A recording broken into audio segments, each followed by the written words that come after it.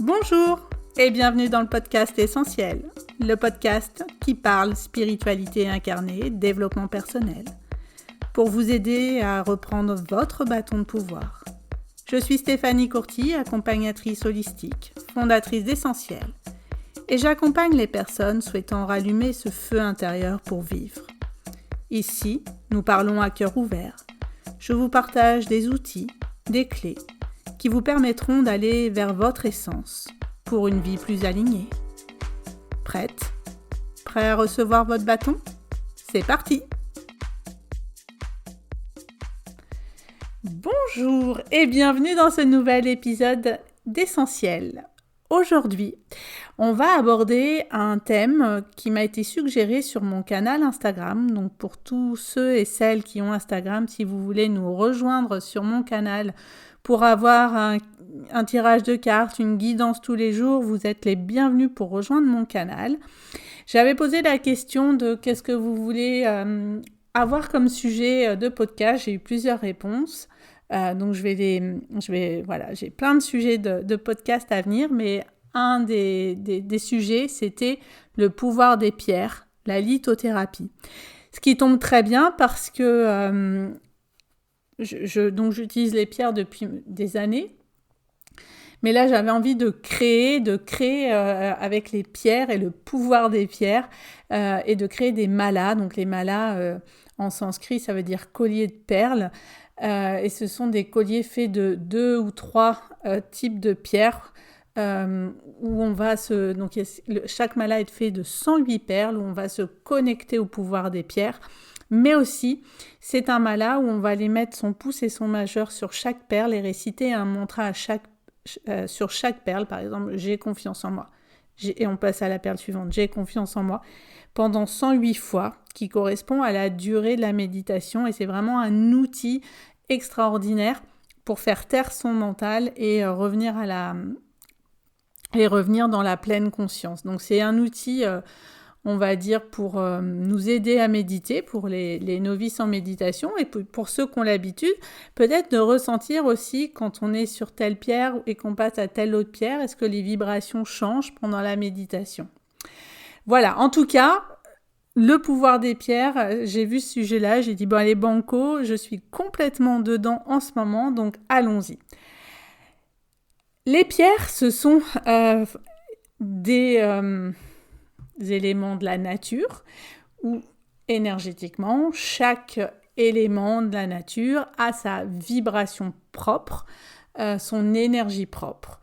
Et en fonction des pierres, elles vont émettre des vibrations qui vont travailler sur différents points, sur différents chakras, qui vont avoir des pouvoirs différents. Il existe un nombre incalculable de pierres. On va voir les plus connues, bien sûr, mais voilà, il en existe énormément. Et par exemple, une pierre, je vais vous citer une pierre d'ancrage. C'est un exemple, mais il y en a plein d'autres. Et peut-être que celle qui vous ira à vous, qui sera la mieux adaptée pour vous, ne sera pas celle que j'ai citée, mais une autre. Et pour ça, je vous conseille, si vous avez vraiment besoin, par exemple, vous avez un chakra qui est super bloqué, et vous avez besoin de travailler avec une pierre, d'aller dans une boutique de lithothérapie et de demander à la personne de vous tester, donc au pendule ou en kinésio, pour savoir laquelle pierre est la plus adaptée. Par exemple, si on prend des pierres d'ancrage, je vais vous citer le quartz fumé, mais il existe la jaspe rouge, il existe la labradorite, il existe l'obsidienne, enfin il y a plein de pierres. Mais c'est pas forcément celle que je vais citer qui va être la mieux adaptée pour vous. Et peut-être qu'elle sera adaptée à un moment donné, qu'elle va travailler, et qu'au bout d'1 an, 2 ans, 3 ans, vous en aurez plus besoin et vous passerez à une autre pierre. Donc trouvez-vous une boutique près de chez vous qui, une boutique éthique, une boutique dans laquelle vous vous sentez bien, une boutique où les pierres sont de qualité, parce qu'attention, là, on est sur un gros business de pierres et on trouve de tout et n'importe quoi. clairement, ce qu'on voit sur les marchés d'été, les marchés de Noël, on va dire que les 90%, faut même pas acheter, ça sert à rien. Et on travaille en énergétique. Donc, la pierre a la mémoire de ce qui s'est passé. Donc, si vos pierres, elles viennent d'une mine où on fait travailler des enfants qui sont sous-payés, où il y a des enfants qui meurent à sortir les pierres, c'est conditionné n'importe comment, ça fait... les pierres, elles font le tour de la planète pour venir, donc il y a aussi le mode d'emballage, de transport qui est super important. Et tout ça, ça a une mémoire. Si le revendeur, comme je vois des fois dans les marchés de Noël où les revendeurs, c'est pas aligné, les pierres, on voit que c'est du faux. Le pouvoir des pierres n'existera pas, voire il sera négatif. Donc il est hyper important d'aller vers un magasin où la personne est alignée, où la personne est éthique et où la personne a une sensibilité sur ses fournisseurs aussi. Il y a des fournisseurs éthiques, il y en a d'autres qui sont moins éthiques. Voilà, si ils font venir toutes leurs pierres en gros de Chine, en grossiste de Chine, et qu'il n'y a aucune question sur d'où ça vient, comment ça a été retiré, sorti des mines et tout ça. Voilà, ça me gêne un petit peu et ça va se ressentir dans la pierre. Donc voilà, trouvez-vous une boutique éthique, une boutique où vous ressentez que les pierres sont belles, les pierres sont... Voilà, que la personne est alignée. Et elle vous guidera si vous avez vraiment un besoin spécifique. Moi, ça m'est arrivé dans la boutique où j'achète les pierres. Je suis arrivée, j'ai dit « Oh, il est super beau ce collier, ce bracelet, par exemple, de telle pierre. » Et puis, on a testé, elle me dit « Bah non, t'en as absolument pas besoin. » Et je suis repartie sans rien. Donc, j'avais envie de ce bracelet parce que je le trouvais beau, mais j'en avais pas besoin énergétiquement. Donc, ça ne sert à rien. Et je me dis, il ne faut pas non plus, avec les pierres, être dans la surconsommation de pierres parce que c'est des pierres qui sont sorties de la terre. C'est des pierres qui font le tour du monde pour arriver en France. Et que si je n'ai pas besoin de cette pierre-là, j'en ai pas besoin. Je ne vais pas être dans la surconsommation. Et entre parenthèses, c'est exactement la même chose pour les huiles essentielles. Je referai si vous voulez, un autre podcast sur les huiles essentielles, mais c'est pareil, les huiles essentielles, elles viennent du bout du monde, elles ont leur énergie propre, et en fonction de comment elles sont cultivées, tout ça, on le ressent au niveau du taux vibratoire des huiles essentielles. Donc, une pierre peut avoir un pouvoir bien particulier et peut travailler sur plusieurs fonctions aussi sur le quotidien. Si je prends par exemple le quartz rose, qui est une des pierres les plus connues, le quartz rose, il va travailler sur le chakra du cœur, sur l'acceptation de soi, sur la blessure d'amour, sur tout ça, mais il va travailler aussi un peu sur le plexus solaire avec l'acceptation de soi, la confiance en soi, tout ce qui est autour des émotions, libérer les émotions, etc. Donc le quartz rose, voilà, il a déjà plusieurs fonctions qui lui sont propres. Si je reprends par chakra, le chakra racine, le chakra de l'ancrage, moi j'aime beaucoup utiliser le quartz fumé, qui est une super pierre d'ancrage qui équilibre le chakra racine,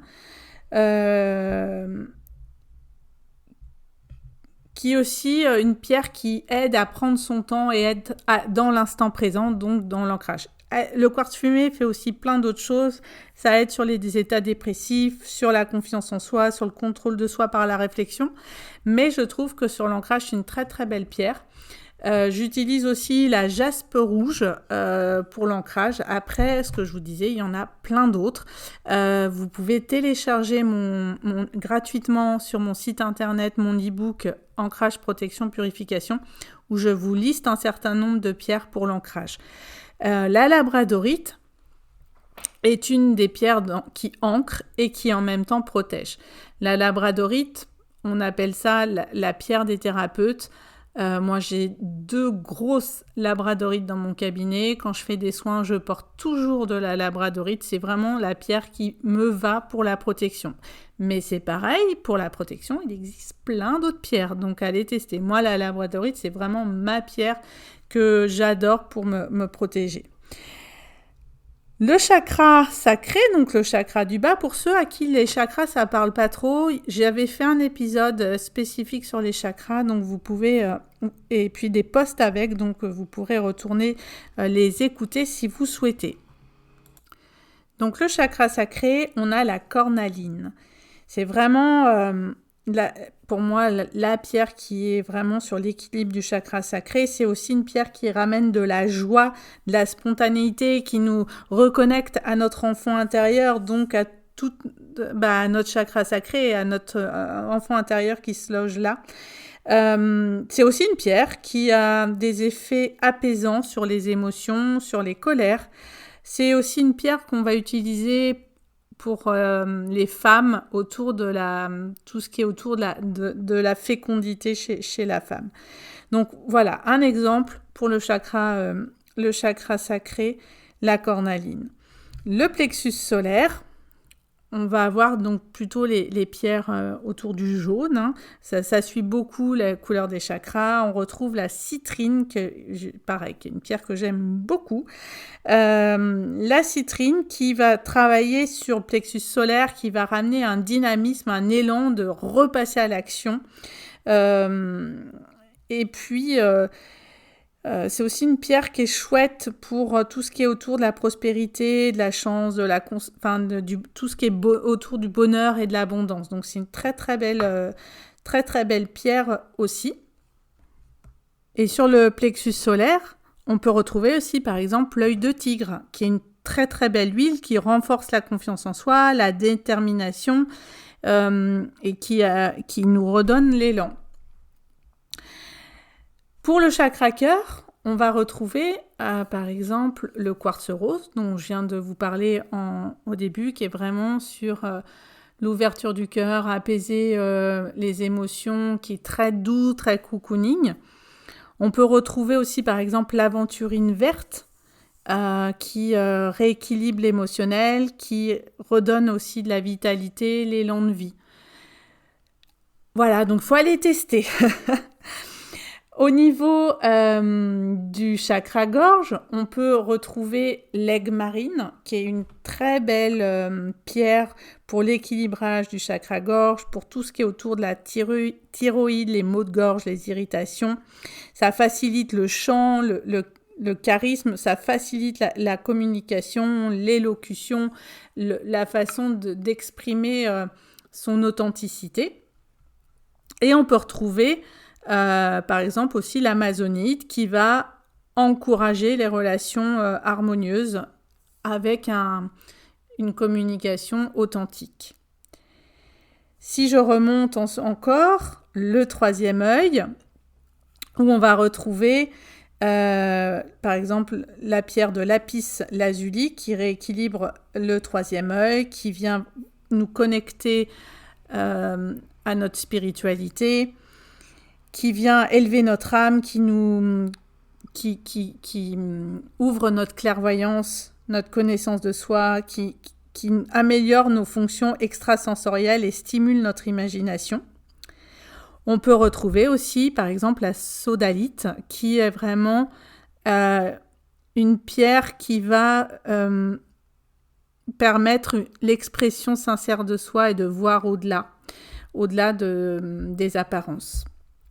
Et puis, pour terminer, le chakra coronal avec l'améthyste, qui est la pierre qui favorise la spiritualité, qui ouvre à la sagesse, qui équilibre le chakra couronne, et c'est aussi une très belle pierre pour harmoniser énergétiquement un lieu, pour lutter contre les insomnies, le sommeil réparateur. Donc pour tout ce qui est problème de sommeil, vous pouvez mettre une pierre d'améthyste dans votre pièce. Et l'améthyste, ça joue aussi ça travaille sur les addictions, donc tout ce qui est addiction alcool, drogue, tabac. De porter de l'améthyste sur soi, ça peut aider. Donc, comment on va utiliser? Soit on porte les pierres sous forme de bracelet ou de collier, mais vous voyez, les pierres, elles font 4, 6 ou 8 mm en bracelet ou collier, donc il y a besoin de les purifier et de les recharger plus souvent.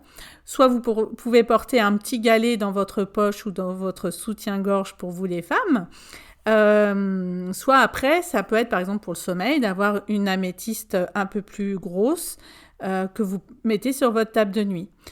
La taille des pierres, tout va dépendre de la taille de votre pièce. Par exemple, mon cabinet fait 50 mètres carrés, donc j'ai une énorme labradorite de plus d'1 kilo dans mon cabinet. Si vous avez une pièce de 20 mètres carrés, un petit galet, ça suffit aussi. Et puis au cabinet, j'ai beaucoup, c'est une pierre de protection, donc j'ai beaucoup de passages, donc il y a besoin de cette protection-là. Donc pour la taille des pierres, tout dépend de l'utilisation. Toutes les pierres auront besoin d'être purifiées et d'être rechargées. La fréquence, ça va dépendre aussi de l'utilisation. Mes pierres que j'utilise pendant les soins, je les purifie, je les recharge entre chaque soin. Donc j'ai plusieurs jeux de pierres, le temps que ça se purifie, que ça se recharge. Donc la purification, on peut faire comment? On peut mettre son bracelet ou sa pierre dans une coquille Saint-Jacques. Attention, la coquille Saint-Jacques, il faut qu'elle n'ait pas été cuite ou congelée. Il faut qu'elle sorte de chez le poissonnier en fait. Donc je parle juste de la coquille. Vous avez le droit de manger la noix de Saint-Jacques à l'intérieur. Et vous mettez une pierre. Donc pas toutes vos pierres, on ne mélange pas toutes ces pierres, donc une pierre, une coquille, ou un bracelet égale une coquille, parce que sinon la coquille Saint-Jacques, elle peut pas tout faire, ou sur une fleur de vie, et pareil, une pierre, une fleur de vie. L'avantage des pierres et des fleurs de vie, c'est qu'elles purifient et elles rechargent en même temps. Donc, par exemple, vos bracelets, vous les mettez le soir dans votre coquille Saint-Jacques, et vous les récupérez le lendemain, c'est ok. Moi, j'aime bien faire quand même, quand je reçois toutes mes pierres, je les purifie avec de la fumigation, donc avec la fumée de la sauge ou du palo santo, pour venir vraiment enlever toute l'énergie que la pierre a pu connaître avant. Le fournisseur chez qui j'achète, le transporteur, les gens qui l'ont extrait de la mine, etc., que ça soit complètement neutre. Et ça, j'aime le faire avec la fumée. Vous pouvez aussi le faire avec un bol tibétain si vous mettez votre pierre dans le bol et vous faites sonner le bol et les vibrations du bol viennent purifier. Vous pouvez aussi passer certaines pierres, les mettre dans l'eau ou de l'eau salée. Attention, toutes les pierres ne vont pas dedans. Et pareil, pour recharger ces pierres, ça va dépendre du type de pierre. Donc, l'avantage coquille Saint-Jacques et arbre de vie ou cristal de roche, vous pouvez acheter du cristal de roche en géode et vous mettez votre pierre dessus, ça purifie, ça recharge en même temps. Donc c'est l'avantage, ça fait les deux. Sinon, pour recharger, c'est au soleil ou à la lune, l'idéal étant la pleine lune où les énergies sont vraiment les plus fortes. Et ça entre soleil et la lune, ça dépend aussi du type de pierre. Donc si vous ne savez pas, vous allez le magasin où vous l'achetez, ils peuvent vous dire. Moi où j'envoie les personnes acheter à côté de chez moi, elles donnent des petits papiers qui expliquent tout. Et sinon, vous pouvez retrouver sur Internet, sur Google ou ChatGTP, comment purifier et recharger telle pierre. Vraiment, la coquille Saint-Jacques ou la fleur de vie ou la géode de cristal de roche, c'est le plus simple. On met dessus et hop, ça fait son job. Après, moi, j'aime bien refaire de la fumée de temps en temps. J'ai des collègues qui préfèrent mettre dans l'eau. Enfin, voilà. Écoutez-vous. L'important, c'est de le faire régulièrement parce qu'à un moment donné, si on ne le fait pas, la pierre, elle se charge en fait. Elle travaille, elle va absorber tout le négatif de ce qu'elle est venue travailler et puis à un moment donné, elle sature et elle ne travaille plus. Quand une pierre se casse ou un bracelet se casse, ça veut dire qu'il a fait son job, qu'il a fait son temps. Moi, perso, je ne répare jamais les bracelets cassés, même si les pierres sont nifs. Si l'élastique pète, c'est qu'à un moment donné, ça a fait le taf. Et donc, j'aime aller mettre mes pierres dans mes pots de fleurs où vous les enterrez, hein, vous les remettez à la terre et les fleurs adorent les pierres, ça les rebooste, ça leur amène beaucoup de vitalité. Donc moi, je ne répare jamais mes bracelets. Si j'ai un bracelet qui pète, c'est qu'il a fait son job ou qu'il n'est pas fait pour moi. Mon chéri m'avait offert un super bracelet en quartz rose qui était magnifique, un quartz de super qualité. Il a fait 1 semaine. J'étais dégoûtée et je ne l'ai pas fait réparer. Je me suis dit, c'est que j'ai pas besoin de quartz rose, c'est pas cette pierre qui est faite pour moi en ce moment. Donc j'ai mis ça dans un pot de fleurs que j'aime beaucoup et voilà, j'ai offert ça à la terre. Donc la lithothérapie, on pourrait en parler des heures et il y a énormément de pierres là. J'ai cité quelques pierres, mais il y en a énormément et dans toutes les boutiques, il n'y a pas toutes les pierres. Mais on a très vite quand même des pierres chouchoutes. Moi j'aime beaucoup la labradorite pour la protection. J'aime beaucoup la cornaline qui me reconnecte à beaucoup de douceur, à mon énergie yin. J'aime beaucoup la pierre de lune aussi, qui est une pierre très féminine, qui nous reconnecte vraiment à notre féminité. J'aime beaucoup le quartz rose aussi. C'est des pierres que je vais beaucoup porter sur moi. La sélénite aussi, j'aime bien. Et puis, il y en a d'autres où je vais venir plus ponctuellement en porter parce que j'en ressens pas le besoin. Ça dépend vraiment de ce qui vous appelle et ce qui vous appelle à l'instant T parce que une pierre va vous appeler à un moment donné parce que vous avez besoin de travailler ce sujet-là et puis à un moment donné, c'est OK. Et vous passerez à d'autres pierres. Et quand je compose les malas, je le fais vraiment à l'intuition en me disant, tiens là, je vais aller, il y a telle pierre qui m'attire, telle pierre qui m'attire, et quand je regarde la combinaison des 2 ou 3 pierres, je me dis, ah tiens, ça joue sur tel ou tel chakra ou tel aspect émotionnel. Et il n'y a jamais de hasard forcément, donc c'est toujours très chouette quand je compose là les malas. Ce qui se passe, c'est le mala, il y a 108 perles, donc ça travaille fort. Donc c'est vraiment un bijou. Sur mon site internet, j'ai appelé ça bijou énergétique parce que c'est vraiment, ça amène vraiment une très forte vibration, ça joue énergétiquement.